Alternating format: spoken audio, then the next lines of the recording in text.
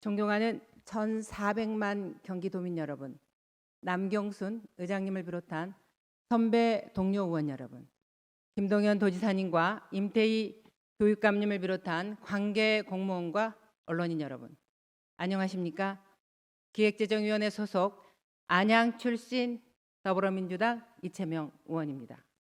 오늘 본 의원은 경기도의 방음터널 안전대책 수립을 요구하고자 합니다.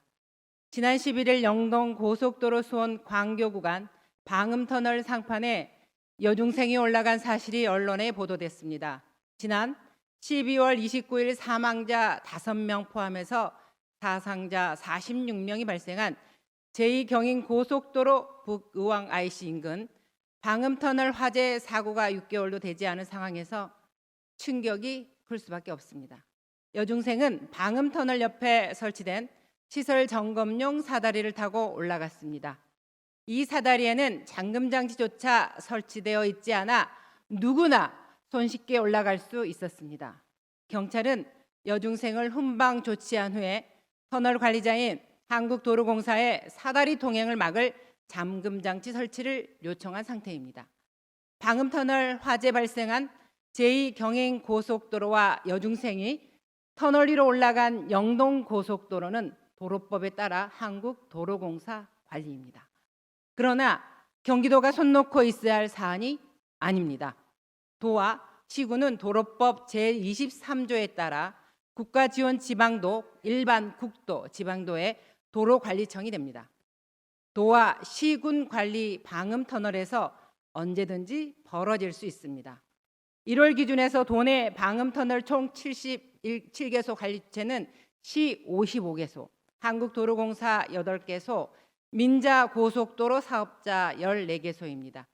고속국도와 민자고속도로를 제외한 55개소 중에서 도로법 제23조에 따라 지방자치단체가 도로관리청이 되는 도로를 유형별로 분류해봤습니다.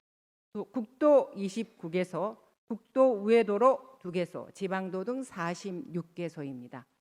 관리기관 기준으로 분류한 결과 용인시 17개소, 의정부시 6개소, 수원시, 화성시, 평택시 각각 5개소, 성남시, 김포시 각각 3개소, 안산시 2개소, 시흥시 2개소, 광명, 광주시, 우왕시, 오산시 각각 1개소로 이렇게 나타났습니다.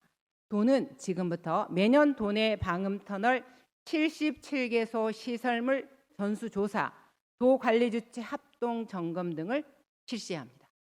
도는 전수조사와 합동점검 결과를 기반으로 1,400만 도민과 경기도를 관통하는 국민의 안전을 수호하는 적극 행정을 추진해야 합니다.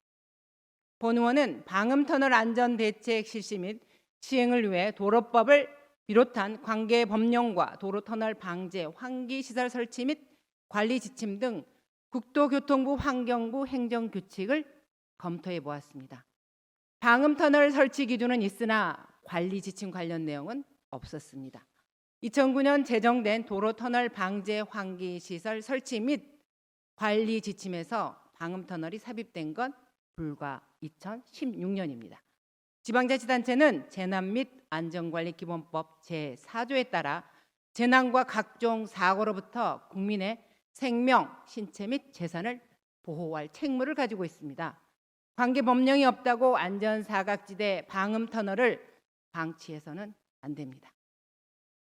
경기도가 방음터널 사건, 사고 방조자가 되지 않기 위해 본 의원은 조례 제정 등 다각도로 경기도의 적극 행정을 견인하겠습니다. 지난 12월 제2경인 고속도로 방음터널 화재 당시에 관리주체 상황실 직원 3명 모두 CCTV를 보지 않았습니다. 터널 진입 차단 등 대응 지침은 하나도 지켜지지 않았습니다. 지난 11일 여중생이 방음터널 상판에 올라간 사실이 인지된 건 112 신고였습니다. 도로법 등 국회 차원의 법령 개정과 중대재해처벌 등에 관한 법률에 따른 중대시민재해를 적용한 엄정한 처벌을 동시 진행되어야 합니다.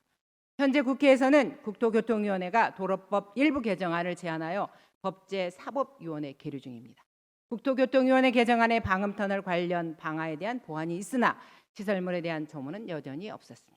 방음터널 제재 및 방화 성능 관련 신설 조항조차 시행 이후 방음터널 설계 용역 입찰 공고부터 적용으로 기존 방음터널 안전 대책은 용원합니다. 본 의원이 향후 발의할 조례에 선배 그리고 동료 여러분의 적극적인 지지를 부탁드리도록 하겠습니다. 이상 5분 발언을 마치도록 하겠습니다. 끝까지 경청해 주신 선배, 동료, 우리 도민 여러분께 진심으로 감사드립니다.